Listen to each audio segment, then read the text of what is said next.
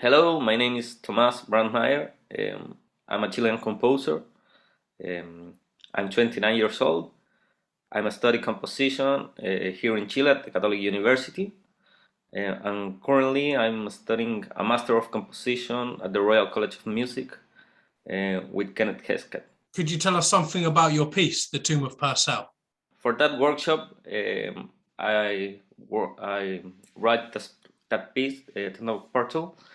I don't know very well which is the main concept behind the piece, but I know which are probably some ideas that work in circular on the piece. No? So when I have to write a piece for 3 violas, the first question is, what the hell what kind of piece can I write? No? Yeah. So I started with the idea of the concert, like the idea of the Renaissance concert. I decided to work in base of some concert of violas of Henry Purcell because I was very. It's not new for me to work to piece with pieces from the past. You know? Okay. I work with the college in some other pieces, or I write also music in all the style, so that works very natural for me.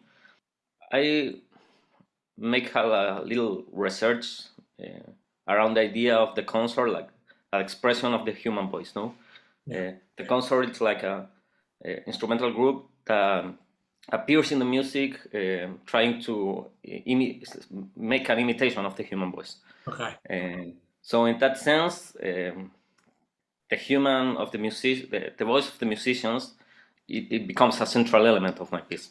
And by the other side, I choose used a text from the opera Dido and Aeneas of Henry Purcell.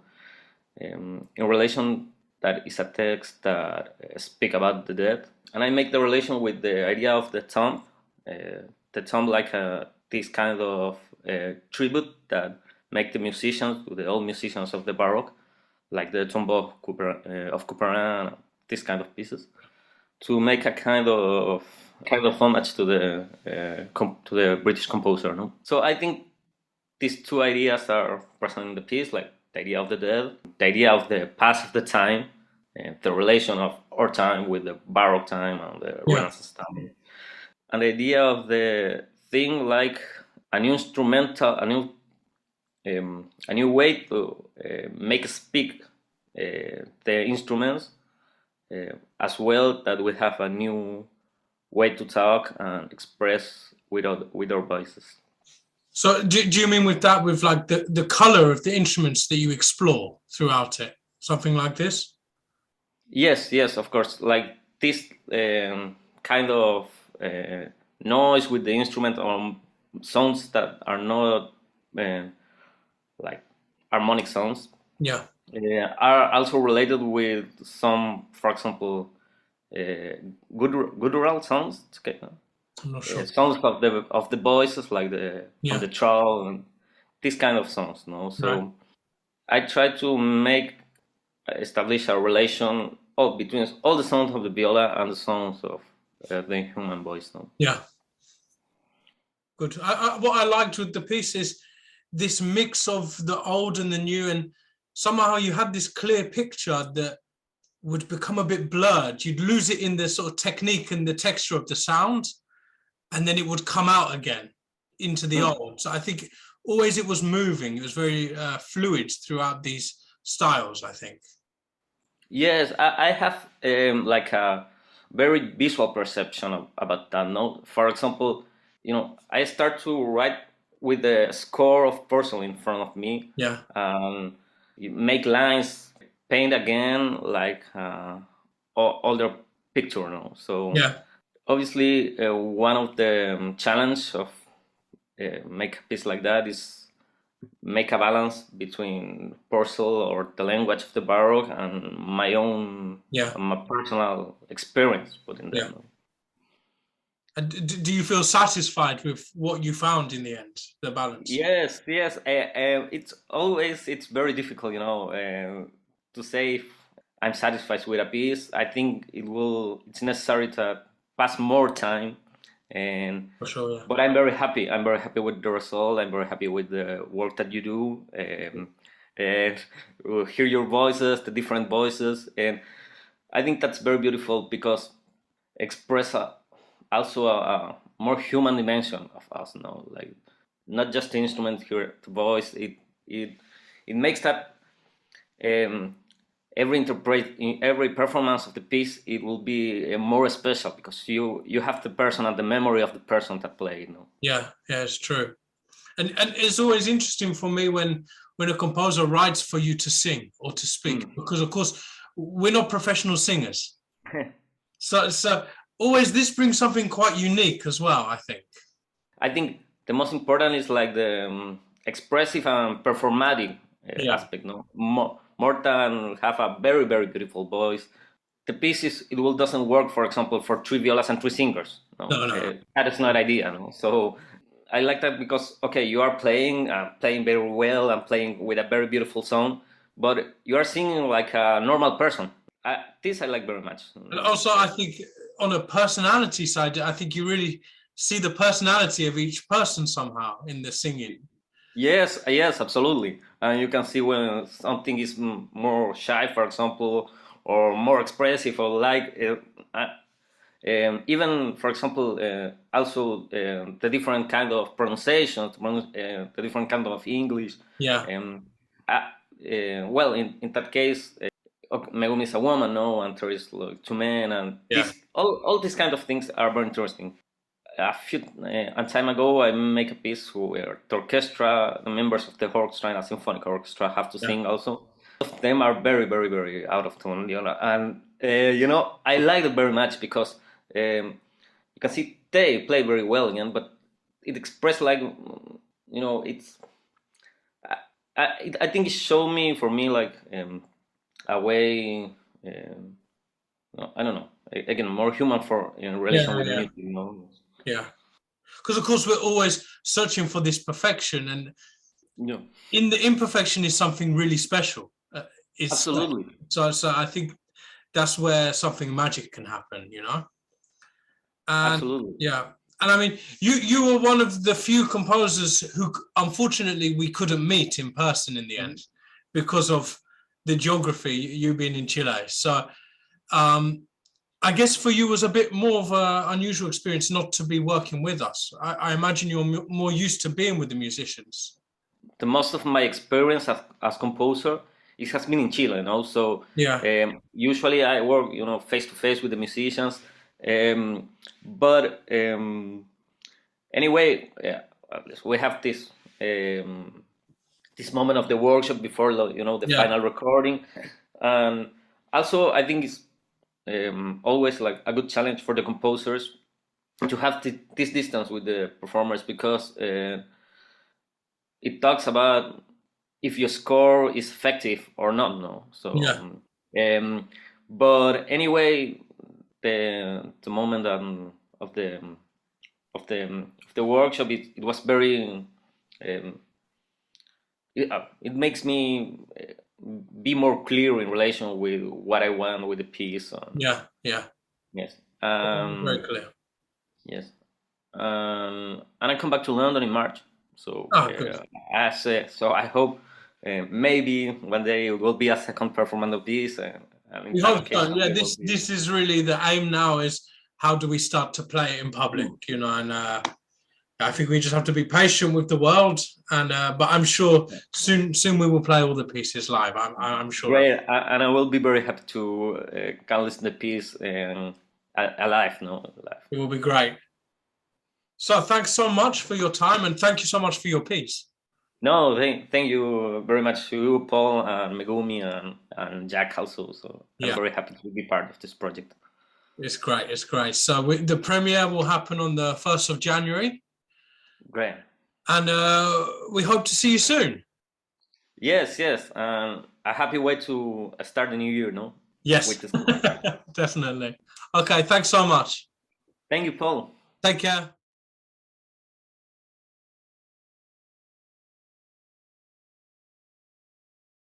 Hello, everyone. My name is Jack Stulz. I'm with the trio Estatico. I am sitting here in a car in California and about to talk with my good friend and wonderful composer, Jug Marković, who is, where are you, Jug? At this very moment, I'm in Belgrade, Serbia. In Belgrade, Serbia. So Yes. why don't you introduce yourself a little bit and tell us a little bit about your piece? So as Jack said, my name is Jug. I'm a Serbian composer, currently living in between Paris and Belgrade. And yeah, that's how it's going to be for now. The piece I wrote for Trio Statico is called Madrigal. It's 6 minutes long piece, one of the shortest ones I've written in the past couple of years, I have to say. And I'm proud of myself that I was able to condense it, since I have trouble with I stretch things. So I'm happy I made it for about 6 minutes. I was actually very happy that that the project was about three violas, since I was very interested in. I am very interested in homogeneous groups. You know, like. A lot of similar things playing in a group, string ensembles or only winds and so on. So it was, I was very enthusiastic about this viola thing. And so firstly, I think what question comes to mind when you see the title is why Madrigal? So Yes, usually to this, I knew it. So usually I don't have very precise answers to the titles of my music, but what I know is that I always when I finish the piece, then I start thinking about it, and I think what it reminds me of, and then I make a list of what it reminds me. So I had the feeling that this is Madrigal-esque, and I think it somehow the music explains why, because it also deals with some let's say archaical gestures in the chorale movement, and it is not supposed to be any kind of deconstruction or madrigal revisited. It is just an insinuation of an archaic form. And as I said, it's very subjective. Also that it's very condensed. That reminds me of a madrigal. And as the listeners will hear, there is 2 layers in the piece. And this archaic layer is what reminded me of something which is we can call it an archaic ancient form, reminded me, thus the title. Yeah, what I found is very interesting with all of your music, actually, because this is a third piece that I have experienced of yours. We first met a couple years ago at Manifest in Paris, where my group, the Ensemble Intercontemporain, we played one of your pieces.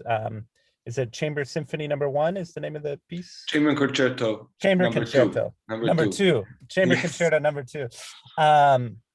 And then I saw your work at the IRCAM Cursus concert, and then this piece that you wrote for us. And even though your music is very interested in different sound qualities, different sound textures, it's always very vocal. And when working with you, there's always you sing for us and you kind of show us what the sound should be with your voice. So I was wondering if you could talk a little bit about maybe the vocal influence. In your writing. I suppose the vocal influence is not really conscious, to be honest, but it is a fact that I have been writing and exploring a lot of vocal music in last, let's say, 4 or 5 years, and it's a very important part of my work. Also what I listen to, not only popular music or Baroque music, whatever. It's so it's something I consume a lot, and I think maybe then subconsciously but it is not a concept or a premeditated thing. It's intuitive thing. Okay. Yeah. Yeah.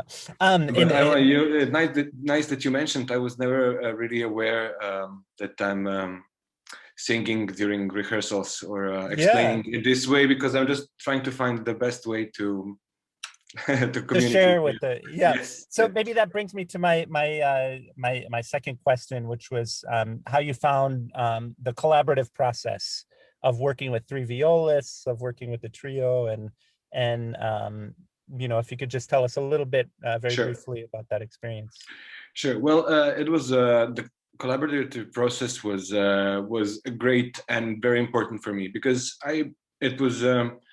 there are certain things that I would not dare do if I did not have a chance to hear how it sounds in advance. Both, so we had one rehearsal meeting, the 2 of us, and then we had a session with the trio, and in those 2 sessions I could hear some things that just I would never have written unless I had a chance to hear how it sounds, and that really shaped the final decisions of the piece, of how it sounds. And the listeners will hear there is also the first time I'm using preparation on string instruments. Not only on string instruments, I'm not inclined on using preparations in general unless unless I'm really convinced that it can work. And for this I really needed an